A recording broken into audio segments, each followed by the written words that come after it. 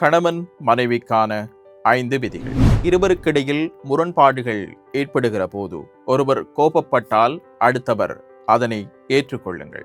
இருவரும் கோபப்படுகிற போது அந்த பிரச்சினை பெரிதாவதற்குரிய வாய்ப்புகள் அதிகமாகவே காணப்படும்.